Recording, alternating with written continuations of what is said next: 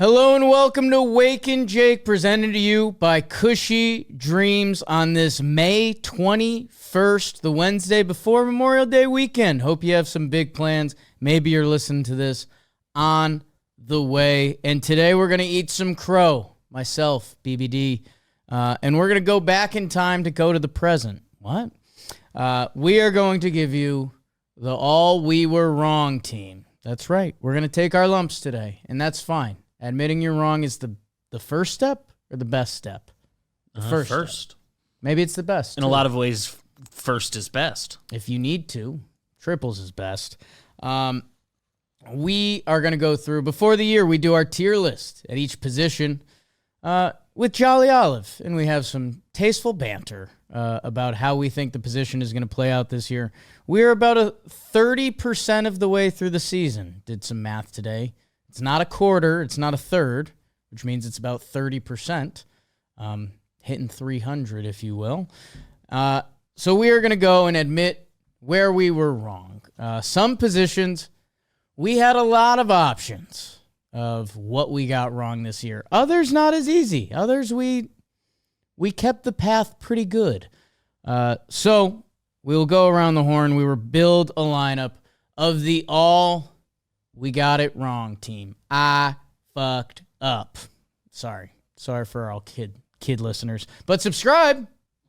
If you're over the age of 8 and you're listening, you have to subscribe to this.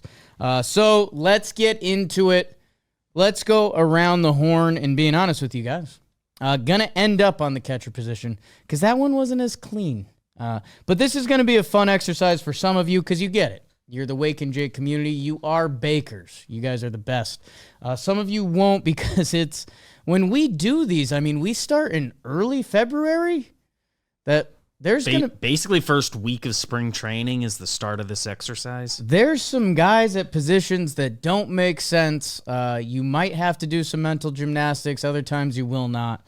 And you know what? Our social team loves that because that means engagement on the post. That's just being honest with you guys. So let's go around the horn and let's start with first base. The first base position, at the top of it, it's headlined by a lot of the horses of baseball right now. We kind of passed the crown to Vladdy Guerrero Jr., and he got $500 million in that time span. So that means he's pretty good at first base, and he's starting to come on this season too.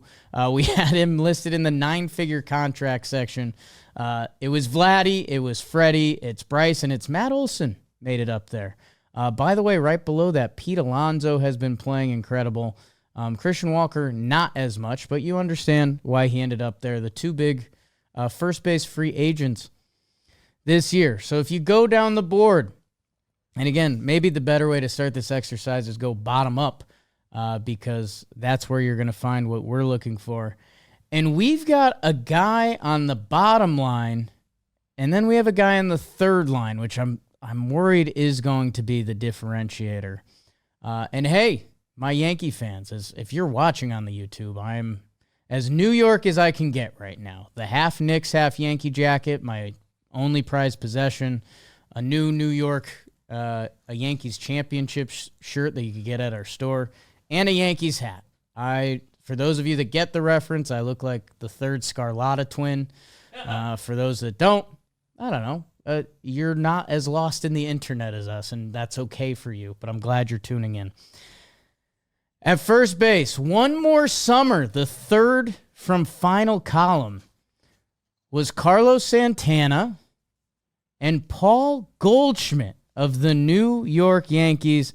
If you have no idea, Paul Goldschmidt has been awesome to watch this year. Just incredible. And almost, if he was on another team, I think Paul Goldschmidt would be talked about a lot more this year. He has 1.5 WAR, a 392 on base, an 878 OPS. He's hitting 339. I think if he wasn't surrounded by Aaron Judge, and I don't know, it's Judge on the high end, and then for the Yankees this year, it's been other shocking performances. It's been Trent Grisham, it's been Ben Rice, that I think Paul Goldschmidt maybe deserves more love, and unfortunately, I wanted to see how I was going to flip-flop on this decision. I've unfortunately landed on Paul Goldschmidt being the honorable mention because there was a guy on the bottom line. Think about that. If you listen to our tiers this year, when we get to the bottom, normally it's about 3/4 of the way through. We're mentally exhausted from just talking about different corners of random infields. When we do the bottom, it's kind of like, hey, this is probably the last time we're going to see you on this list. I mean, I'll be honest. There's a couple guys. I can't name them right now. Who's that Marlin? There's a Blue Jay. Is that a half-face Blue Jay? Or is that just what that gentleman... Oh, that's who Pittsburgh traded for, right? That's Horowitz. Spencer Horowitz. He just came back. We're rooting for him. Season's begun. Tyler Soderstrom from the A's. He had that incredible first month, and why I actually came into this thinking I should give the nod to Paulie G. Paul G has continued to rip, where Soderstrom has slowed down a bit. He's had a tough month. He's been kicked around to left field a little bit. I just think he has been one of the best first basemen, and he was on the bottom row. I mean, Andrew Vaughn is down there. Is that Jace Young, who I believe, did he get sent down the other day? Or no, that's Colt Keith. Colt Keith. Again, Tigers player generator. Jose Miranda? Yeah. I mean, the bottom of this list got pretty bottomy pretty quick. And the fact that Tyler Soderstrom was down there, he gets the nod. He deserves the most. We got it wrong this year. I am a little worried. Tyler Soderstrom, turns out it was just 1 month, because all of Paul Goldschmidt's numbers are incredible, but the column, the row, was literally labeled one more summer, and Paul's having one more summer. So in a way, we got it right. Soderstrom was on Your Med Team Likes This Guy, and that worked out too. Soderstrom has been one of the better first basemen this year. The other guys that have been great have been the elite. So that's how we'll start it off. At second base, the fun continues. Second base, there was a few candidates. This one ended up being one of the more fun positions for a position that hasn't gone gangbusters this year. If you search the numbers, there's not a second baseman that's oh my gosh. By the way, go check out Freddie Freeman's numbers when you're bored. He's insane. We put Freddie Freeman in the top level, and he might have still been the answer for first base. Yeah, it might have just been him alone, which is insane that he's still doing it like that. At second base, it was Ketel Marte up top by himself, and I still think that's right. Alex Bregman, at the time we did this exercise, the Red Sox mentioned that he was a second baseman. Things have gone a little differently there, and it's turned into a fun conversation of this baseball season. And there's other guys floating around. There's that crop of Jimenez, Horner, and Turang, who they're all contributing because that's just what they do. Bryson Stott was a candidate for this team. We didn't elevate him with the rest of those guys, and he's been playing. He deserves to be with those guys, and I think I argued that with Jolly, but he's such a hater. Comment Jolly hater below. That's Jolly's fault. It's mostly Jolly's fault. Gleyber Torres, we put in the beer goggles category, which was kind of the, if you're looking at him after a couple, you're like, yeah, I really like that. And Gleyber hasn't been giving Tiger fans too much of that. He has been one of the best hitting second basemen.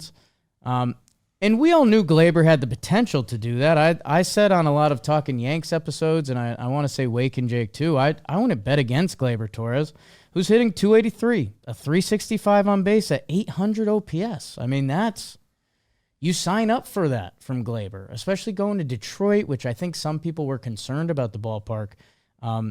Having seen him hit in Detroit, I wasn't as worried about it. I do think he's going to get Wake and Jake just a little bit.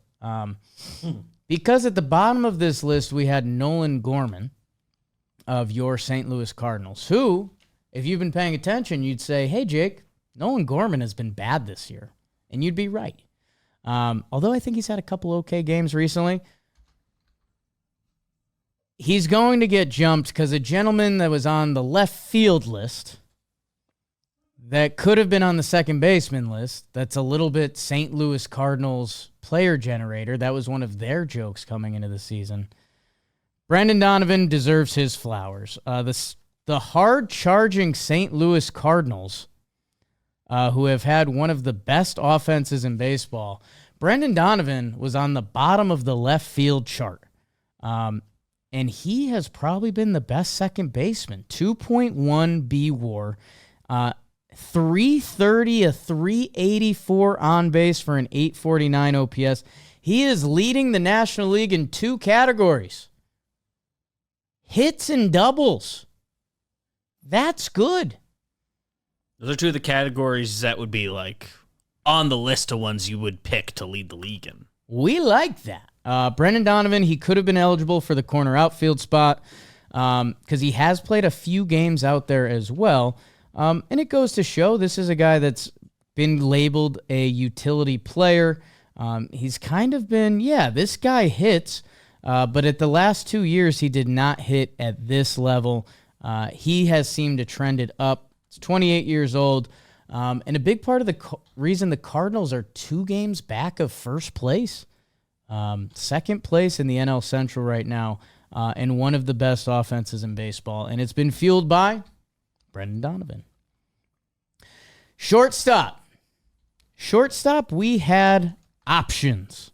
And for those watching YouTube and just saw kind of the creepy smile came over my face, you'll understand more in a second.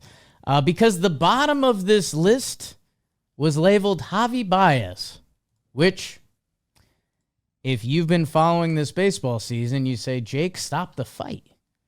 It is young Javier Baez, who has been one of the stars of this baseball season, playing a lot of center field. So I could have put Javi there. You'll understand why I have more flexibility with Javi going forward. A little teaser, Javier Baez is on this list. He is not the shortstop. Because Javi was kind of put on this list as almost a goof. I think he was. Trey Sweeney is on this. Trey Sweeney is on there with Colt Keith's headshot. Right. And we said, well, let's get Javi on there for the click and the comment. And that, Javi Baez became a joke of the game. It became how bad of a pitch did he swing at? It became so hideous for a guy that was on a Hall of Fame-ish trajectory. I mean, MVP 2 at age 25. He was still playing pretty well. In 2021, his Cubs numbers weren't where you wanted them, but he finished the season with the Mets, and he was awesome. An 886 OPS in the final 47 games of the season with the Mets. He signed that big contract with Detroit, and the offensive numbers just plummeted and plummeted and plummeted to the point that Detroit goes on their magical run at the end of last season, and this guy's not a part of it. And it literally starts the day that he went on the IL, and he was not a part of the team. Detroit Tigers got hot. They have now gone on to be the best team in the American League, the best team in baseball this far this season, first to 30 wins, and Javi Baez with a 1.7 B WAR, 283 batting average, and a 317 on base for a 788 OPS. He has literally been magic. El Mago is back, and it's been a beautiful part of this baseball season. Unfortunately, he was essentially put on here as a goof with another teammate ahead of him with the wrong headshot, Vlasic, Wake, and Jake. And on that bottom row, dude, I might knock off Soderstrom. I'm sorry, because I'm not going double A's in the infield. And I can guarantee you Jacob Wilson deserves this spot. Young Jacob Wilson, who has become the American League favorite for Rookie of the Year with significant odds at your DraftKings Sportsbook. Jacob Wilson, 1.5 B WAR, 341 batting average. 341 for the kid. 381 on base, a 478 slugging. So it's not just empty. I know the no strikeout, no walk thing early on this season was was making people laugh, and there was this has to come to an end, right? Like, I think with Jolly and Foolish, we did some fake out and breakout. And the nerds, because they don't understand ball, were like, this has to come to an end. This cannot continue. I argued, and I'll still argue, it was going to slow down. Jacob Wilson was hitting around 400 for a little bit. He's at 341 right now. If the strikeouts were significant, I think the answer was obvious there. That yes, for every baseball player, the BABIP gods or whatever it may be kick in and it stops. Something about Jacob Wilson feels a little different. He has 10 strikeouts this year in 47 games. He has 10 walks. The kid has a 1-to-1 walk-to-strikeout ratio. I know he's not walking a lot, but he's hitting a ton. He's hitting a ton. With some doubles, with some homers, that Jacob Wilson at the shortstop position ended up being a no-brainer.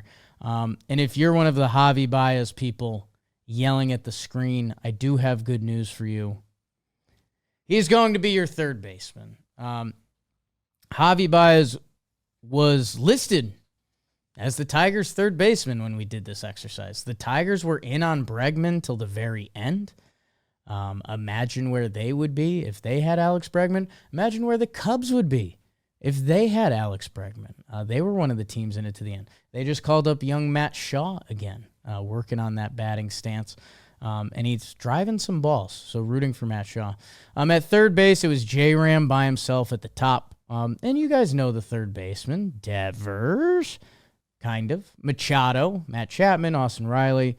There was a tiny Alex Bregman that made it because we all assumed he'd play third, right? By the time we got to the third base tier list, it was like, okay, Bregman's still going to do some third. A follow-up note, Nolan Arenado is towards the bottom half of this list that he could have gotten some consideration.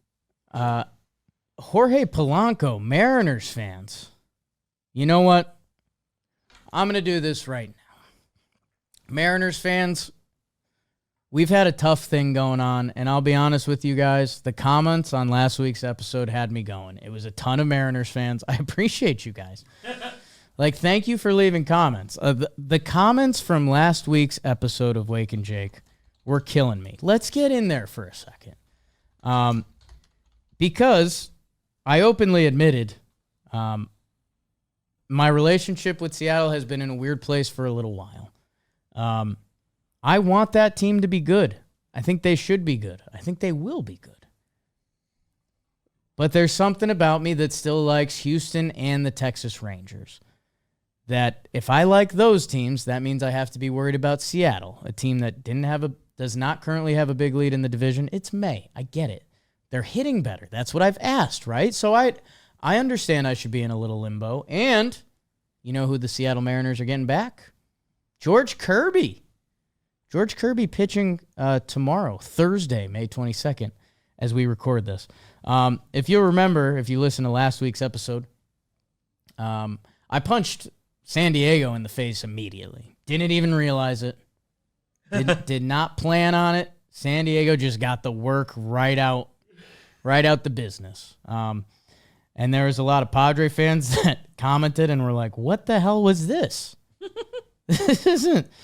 I tuned in to have a nice time, and now we're not doing that. The other winner of the it looks like Maranja9116 said, came in hyped for the Epi and then came right back down to earth with the immediate Padres talk. So again, for my Padres brethren, a little instant apology there. On the other side of that, Yoel Pinheiro was a big winner of last episode. His name made his way around the office and probably your guys' group chats if you're in a baseball-loving household. Because, yeah, he was really good and really fun. Just a good goatee electric pitcher of that era. But a lot of the comments were around the Mariners. Chris Savara, 471. Offense is playing well, but the pitching staff was number one in ERA and WHIP last season and has been middle of the pack with Kirby and Gilbert coming back. So discounting the M's is a weird take. You might be right, Chris. I'm working on it. A comment that got a lot of engagement, like, comment, subscribe, Mariners. So I don't know if we made it to a forum. And then a guy who gets in here a lot, Azaria, who's got a big YouTube following. It looks like it's remixes of music, which might cushy dreams and get involved in that one day this weekend, because I don't have a lot of plans. Looks kind of rainy. There will be sports. Thanks for not taking the Mariners seriously again, Jake. Last time you did, we immediately went 1-5. So maybe I'm a curse. And the funny thing about this was the Mariners and the Padres played each other. So Mariners fans were in here. I'm somehow backhanding the Mariners while I'm punching the Padres in the face because the Mariners swept them. So a final shout out, Spam Dude, last episode said, I feel Jake could see the 100-win Mariners team and still say the Astros are who he believes is going to win the division. And you know what? You're kind of right. Seattle, I just want to see it for a full year. I think half of you know that's fair. I think half of you are fans of your teams. I love it either way. I want to root for some Mariners. And I went on this whole rant because Jorge Polanco was in the Trevor Plouffe category of third baseman, which you know I don't hold in a high regard. It was Gio Urshela, Jorge Polanco, and Ernie Clement, which you could tell in my voice. I'm still a little smitten with that. The only problem is that the bottom row, which felt very bottom row at the time. We've got two mixed fit cursed images in there. Not sure who that is for the Nationals. Any idea, Beebs? That's Paul DeYoung. Come on. What? A personal favorite of mine, Yoan Moncada, who has had a couple nice swings for the Halos and could be playing for your team after the trade deadline. He's on the bottom row. He would have been a great candidate. Unfortunately, this is where Javi Baez landed. Javi Baez was the only Tiger on the third base list, and I'm surprised we didn't add another Javi Baez row to this. So, for the All Wake and Jake We Got It Wrong team, Javi Baez is going to be the third baseman. It is his second most played position this year. He's played 84 innings, so it's not like he hasn't played.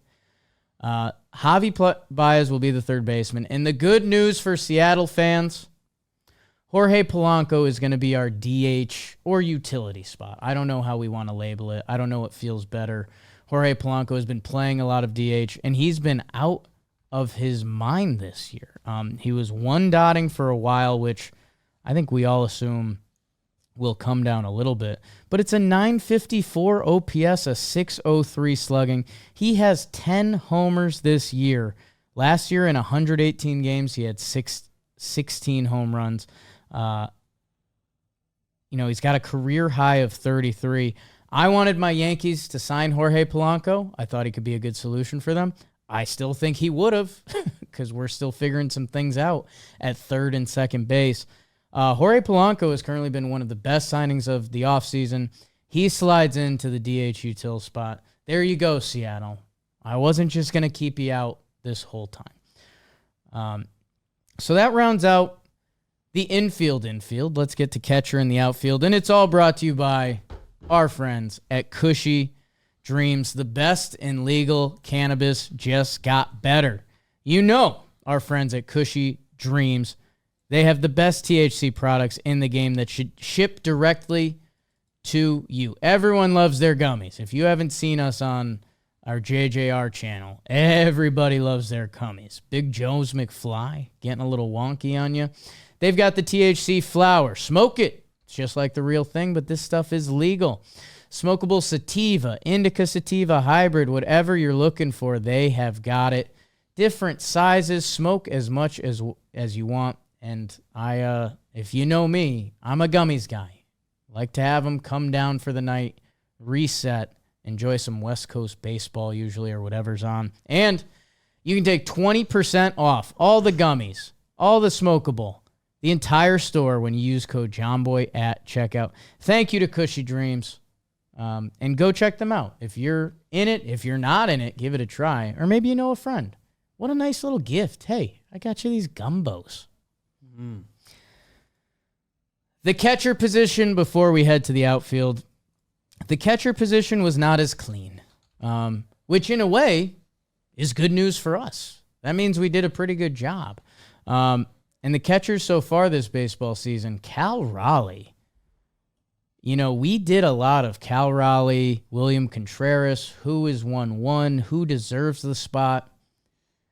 If we were redoing it right now, with a little more Seattle love, here we go, babe. It would be Cal Raleigh alone. He has been incredible. He's on like a 40-homer pace. Some of the defensive metrics haven't loved him, so I guess Seattle, let me know if you felt that at all, where William is actually still grading out really well. Will Smith has had a fantastic start to the season. He's on that second tier. Yiner and Adley.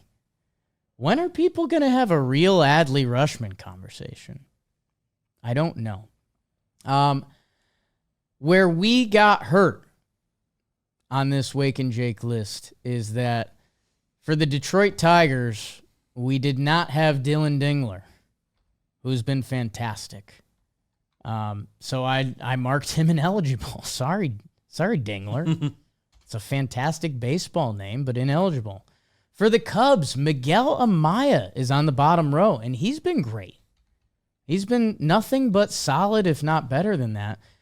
The only problem for Miguel Amaya, he's been shown up on his own team by Carson Kelly, who has set the world on fire this year. Carson Kelly, not on the list, and also better than a Miguel Amaya, that I figured they could not have it. That I remember one of the arguments me and Jolly Olive had, probably one of the bigger positional arguments we did when we were having that. I still have a lot of respect for Sean Murphy. I think Sean Murphy has a debate to be with the elites. Like, if we redid this, could Sean Murphy be on the second line of best catchers in this game? I think so. Sean Murphy came back. He's a eye correction guy, right? Was that LASIK or something else that Sean Murphy's apparently seeing the ball pretty well because he's hitting with a ton of pop. Slugging right under 5, OPS of 817. And of guys that have played the amount of games he has played, he has the highest WAR at the position. So that's pretty good by Sean Murphy. It's not a lot of these are deep cut. We had them as bottom tier catchers. I just think he's elite. And I guess Gabriel Moreno would have an argument. They were on the same row, the Avril Lavigne 2002 row. I'm forgetting that inside joke now. What was that? Because it's like a throwback and you're stoked about it. Okay. Something along those lines. Okay. Interesting. It's like going back to when things were awesome. And Avril Lavigne 2025, it's like, why are you doing that now? Avril Lavigne 2025 at the bottom. Forgot about that. I guess I chose to give Sean Murphy love where you could give me an argument. Everything I said about Miguel Amaya and Carson Kelly, young Drake Baldwin has been fantastic for the Braves. That I don't even know how they're sorting that out. That I started daydreaming a little bit. Catchers don't become available a lot. That if Drake Baldwin is a guy, could Sean Murphy be on the trade market? I mean, a lot of teams don't even think about upgrading the catcher position because there's not a lot of guys out there. I don't know. Hey, Atlanta Braves fans, I guess you let me know what's going on because we've got Marcell Ozuna at DH. I mean, catchers you can rotate, and this is a team that had Travis d'Arnaud as the best backup catcher in the game for a while. That I guess you let it ride out, but I'll be interested to see how the trade market develops, what the Braves prioritize, because I believe Sean Murphy got one of those Braves extensions, right? Scrolling. Yeah, Sean Murphy makes $15 million a year for the next 3 years with a team option the next year. We've daydreamed of a trade deadline for years where contending teams trade with contending teams. If Sean Murphy somehow ended up on the table, there's a lot of teams that don't even would love to upgrade their catcher position, but have no idea where to go or what to do. I thought this would be a right time to give Sean Murphy some love. The other guy that got really hurt in this segment was Carlos Narvaez. Third in catcher F4 right now. Did you know? Narvi for the Red Sox. A lot of defense, but we love defense. We don't have to be critical about that. No, it's good, especially at that spot. It's a great position to have good defense at. I could see my Snakes fans not being stoked about Moreno, but we'll deal with that as we go. Sean Murphy tied for third in catcher home runs this year, and that's with Ohapi, one ahead of them. So that rounds out the full infield with the catcher position. And we did util and DH, so the outfield remains. Let's go to right field. Because for a lot of these, I have honorable mentions. Right field, I didn't have a ton. Right field, I was looking around the board, and to be honest with you guys, I was wondering if I was going to have to juggle. Comment jug. I was wondering if I was going to have to shuffle an outfielder for somewhere else. I ended up not having to. At the right field position, a guy that has been a contributing major leaguer for a lot of years, but unfortunately has gotten overshadowed by his grandfather and just sometimes having lackluster play or injury. It's going to Mike Yastrzemski. You get the rest of the right fielders up there. Again, at the top of the right field is cream of the crop. It's Judgy, it's Corbin Carroll, that Soto guy, Tucker, Acuna, hopefully coming back this weekend maybe. Even, Tatis, Chiriot, Teoscar's in the mix here. Like, wow. Wheelier Abreu, for me, was a candidate coming into this position. He was in the stud finder position. So we were in on Wheelier. I'm not going to rule ourselves out on that. But as I went down the list, we had a fits your team at the deadline, which, hey, if you're looking for a lefty corner outfielder, unfortunately, I don't think this guy is going to be available because right now Yaz is getting on at a 379 clip, his best walk rate ever, an 819 OPS. And this is interesting to me. Sometimes we don't know what to do with WAR as baseball fans. Like the shortstop position, I'll be honest with you guys, maybe this will be an off-season episode at some time. WAR needs to be adjusted because I know shortstop is hard to play, but sometimes shortstop WAR should not be compared to every other position WAR. That might make sense to you. It might not make sense to you, and I still need to gather my thoughts on it a little better before bringing it here. But, if you are a shortstop that plays solid defense, is healthy, and hits below league average, you're a 4-WAR player. Where you could be a corner outfielder who plays average defense, and let's say you get slightly dinged by the defensive metrics, which defensive metrics in baseball still not perfect and probably never will be.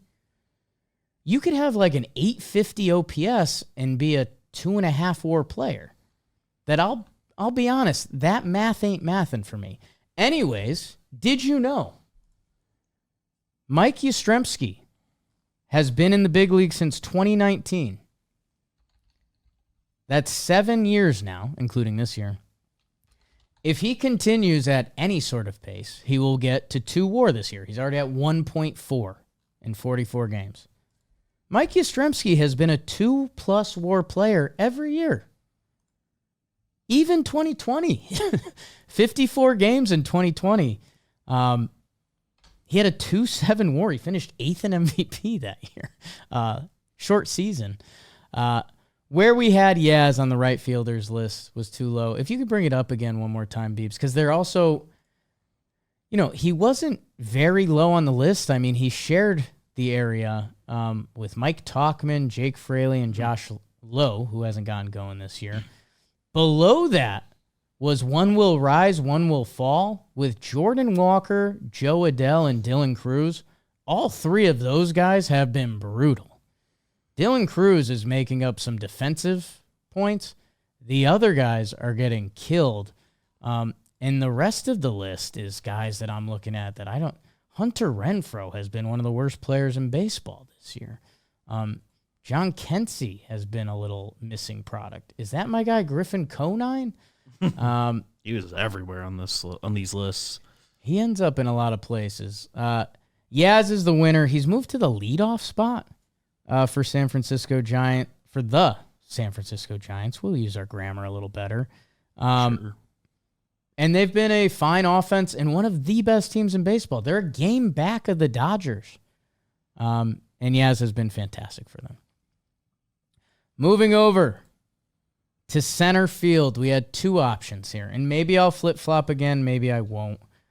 I don't think I'm gonna, because it was between two young studs for me in center field. My guy, and a guy who's become a heartthrob of this season, a guy who has sneaky MVP odds in the National League, is Pete Crow Armstrong. If you've been following ball this year, which you have been, you're watching Wake and Jake, Pete Crow Armstrong, the young top prospect outfielder, he's been nothing but electric. Raw power that you would not expect from his frame, stolen bases and defense that I guess if you watch, maybe you do expect from his frame. But he's been incredible, an all-around amazing baseball player. And I believe if you got the center fielders there, Beebs, I think he shared a line with another three-letter player, JHL, Jung-Hoo Lee, who I'm going to give the starting nod in center field. They were both on the upside line. It was Jung-Hoo Lee, PCA, Rafaela from the Red Sox, and then I think we got Parker Meadows and Evan Carter, who both have been dealing with a lot of injuries this year. Below them have been no one who have come to do too much this year. Kyle Isbell, a couple Houston guys. That the option was going to come from the upside line. And I think for me, Pete Crow Armstrong was a top prospect, and he showed a sampling last year that it was like, ooh, this guy might happen. Like, there's a really good chance. The Cubs moved Cody Bellinger. By the way, bit of a heater for the Yankees right now. Mm-hmm. Looks really good. The Cubs were very happy to move Cody Bellinger for essentially nothing. Was it Cody Poteet alone? Was there something else? Cody Poteet and the Cubs sent a little money. And Cody Poteet is off the Cubs, if I remember correctly. Did not make the opening day roster. He at least was on the Baltimore Orioles or earlier this season. Don't know if he still is. So again, hey, there's a little Cody Bellinger stuff there that the price tag was essentially $20 million, $22 million, and only so many teams were willing to go for it, and that's been working out for the Yankees. Pete Crow Armstrong, people thought was probably going to click at some point, / just the way he plays defense and runs the bases. He was going to be one of these guys that I just had this WAR discussion with you, that he was going to rack up WAR. Jung-Hoo Lee, before the season, not a lot of people were hammering the table. We got a taste of him last year. And again, it was kind of, I don't want to say in a joking way, but he was the first $100 million player the Giants got, right? Because they extended Matt Chapman in season. Mm-hmm. Willie came next. That Jung-Hoo Lee was the first guy they locked up, and in his 37 games before he got hurt last year, he was basically zero WAR. 262, 310, a 641 OPS. This year, 1.5 WAR player. He's playing defense that people weren't sure how that was going to translate. 275 batting average, 315, but a 460 slug. The power swings there a little more. A 776 OPS. I think if you gave everyone, how about this? And maybe this is how I can sort it for everyone. If you gave everyone the option before the season, Pete Crow Armstrong or Jung-Hoo Lee, I think it would have been 80-20 Pete Crow Armstrong. Maybe that's just made up on the fly math, but I'll believe in it for now. Sure. JHL gets your center field spot. Rounding out the team in left field. Again, I mentioned our second baseman, Brendan Donovan. He was at the bottom of this left field board, so I allowed myself some liberties there as I made him our starting second baseman.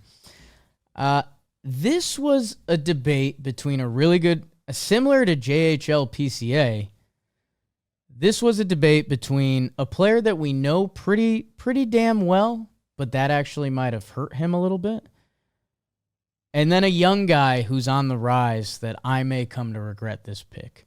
Your runner-up is Wyatt Langford.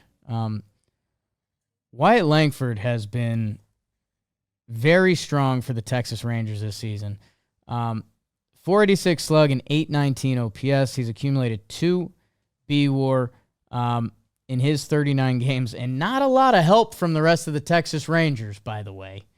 That Wyatt Langford is kind of subtly, again, after his 4-WAR rookie campaign that came late last year, he is on a trajectory to be, one of the better ball players in baseball. Is he on a 5-WAR, 6-WAR pace right now? That's very impressive from the 4th overall pick. Like, this guy had the pedigree. It feels like it's happening, but compared to some of the other young guys, I don't think he has the same flash as like a James Wood. James Wood is 6'7", and the ball jumps off his bat special, blah, blah, blah.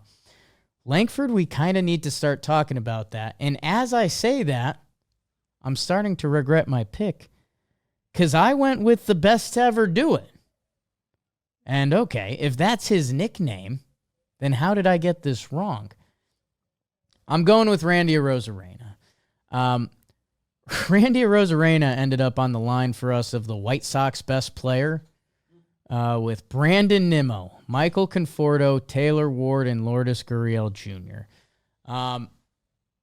Wyatt Langford was the tier below that was labeled 2026 S tier. He's with James Wood. So in a way, we were excited. It was just how were these young guys going to develop? We were a little nervous about our guy Jason Dominguez, who was the tier below them. That I thought any of those 3 were pretty good eligible candidates. The bottom of the list, not so much. Maybe a Sal Frelick discussion. Anyone else you see there that you like, Beebs?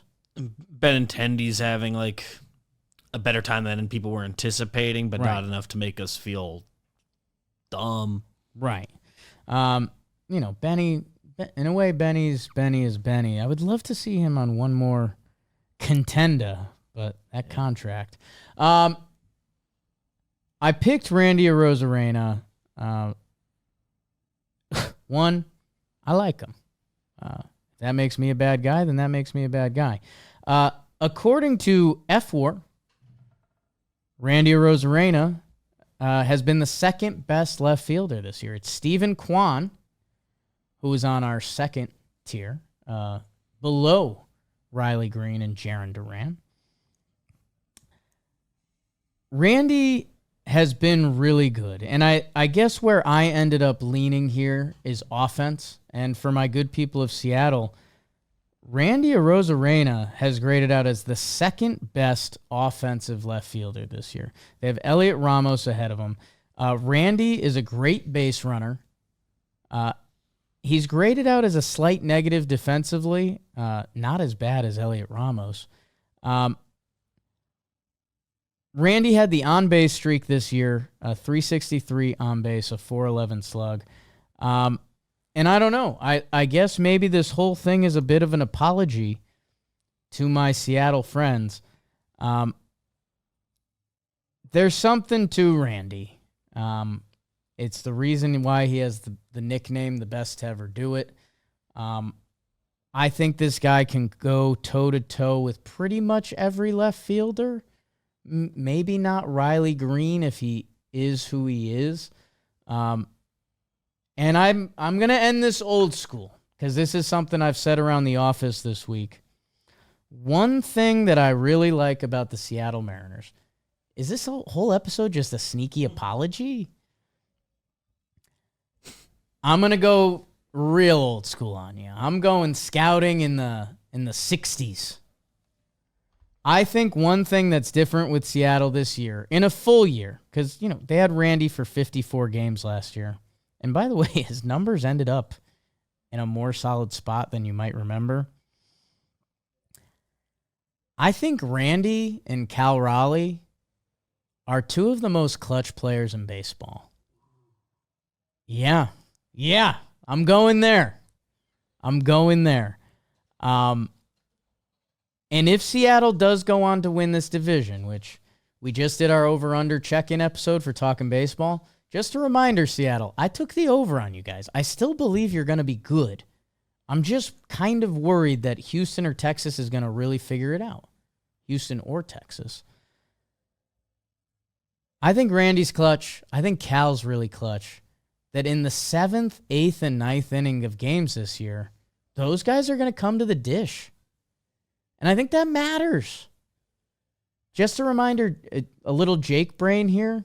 If you bet on baseball at the DraftKings Sportsbook, the spread on each game is 1.5 runs. They adjust the juice on it.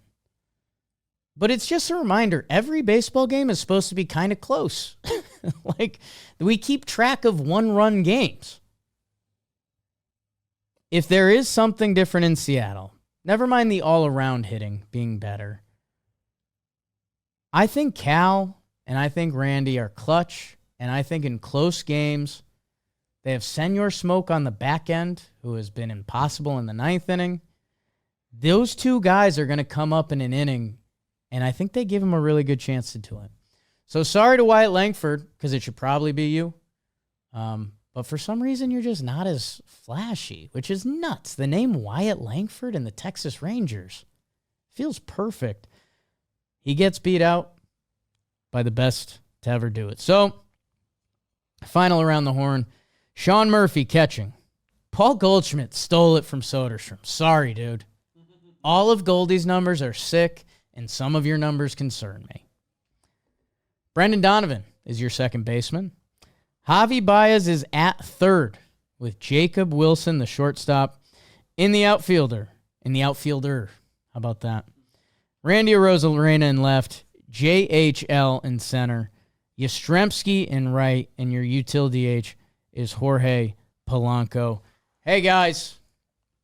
I hope you enjoyed it. We got some playoff basketball going on. Thunder took game 1 in OKC. Was close. Thunder went on a 10-0 run, then they just kept running. Minnesota was throwing up bricks while the Thunder kept tapping into depth. Kenrich Williams hitting big shots for them. They ended up shooting really well from 3 that you wonder, is this series just going to be a Huck and Chuck who shoots better from 3 series? I do have a slightly unpopular take. I know Jalen Brunson foul baits. Some of the stuff Shea's doing. The better team won last night. I full on admit that. The better team won last night. And OKC is probably going to win the whole thing. I have a bet on them to win the whole thing. Because I love their depth. I love the way they play defense. I love that. I love their young guy post games. Like I want to say I'm about OKC. There was a couple times and a couple screenshots where Shea, there's nothing really happening. Like he kind of puts his right arm out, creates a little bit of contact, and then jumps towards the ground. It's a weird watch. Bill Simmons tweeted about it last night, and you should respect his basketball takes a lot more than me. Hey, I know Brunson sometimes. He goes for the foul more than playing ball.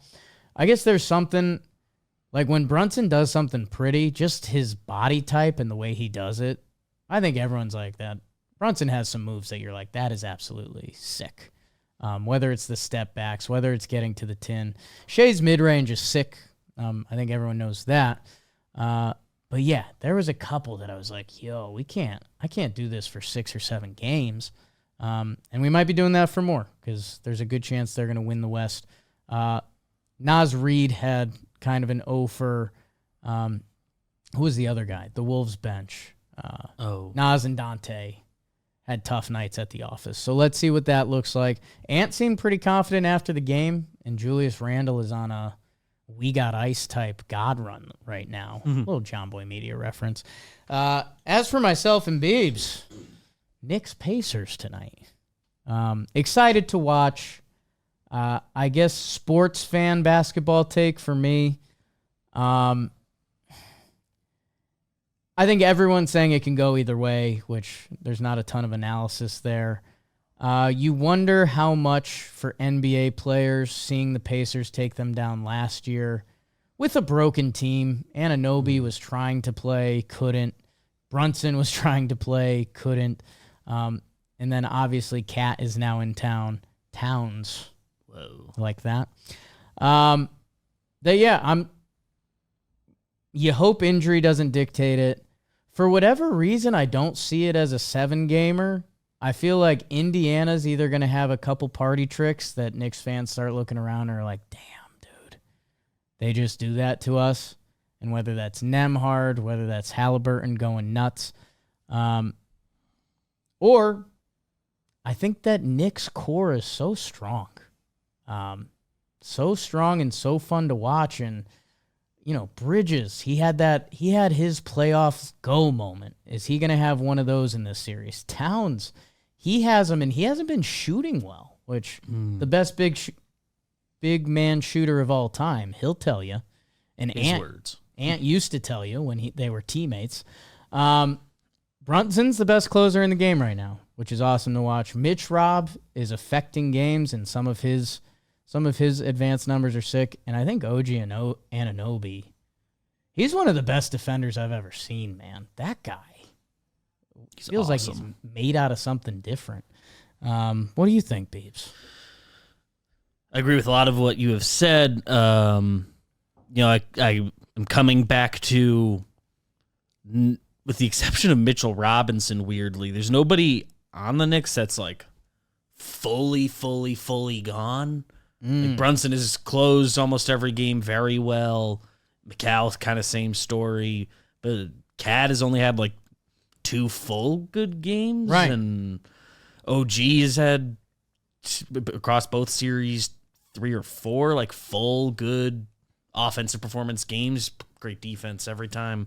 So I'm hoping there's a little bit of a balancing act there. We get a couple, like last year where Brunson was 40 a night.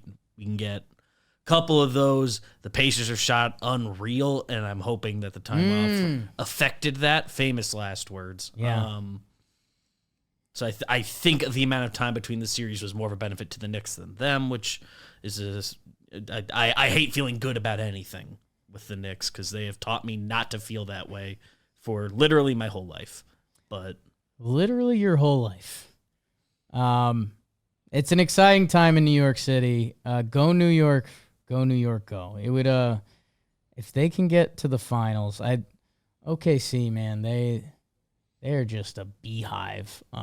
They're the big time favorites right now. If Minnesota can somehow do something, the teams that made the big trade, Julius Randle for Cat and Dante, that would be some unbelievable stuff.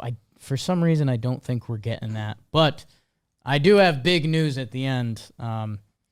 Because I'm a notoriously bad Google search person, I did just type New York Knicks into Google, which I didn't need to. I had said everything I wanted to say. I just typed New York Knicks into Google. And maybe this is why people, Mayor Eric Adams, who's become a popular topic on Saturday Night Live and some other circles, it looks like they've temporarily co-named 15 streets for the Knicks players.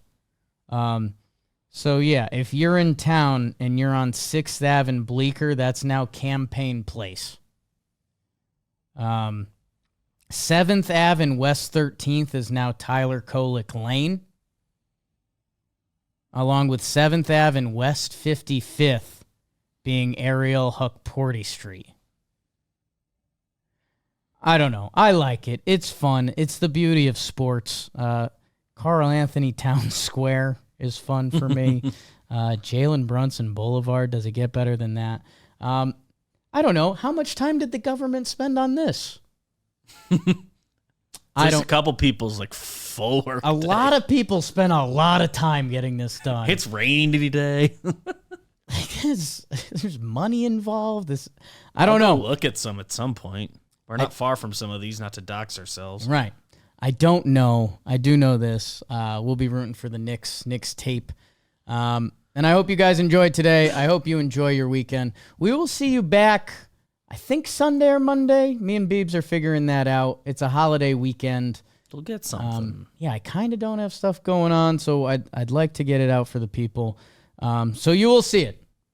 You will see it. Thank you, guys. You're the best. Make sure you're subscribed and all that jazz. We'll see you soon.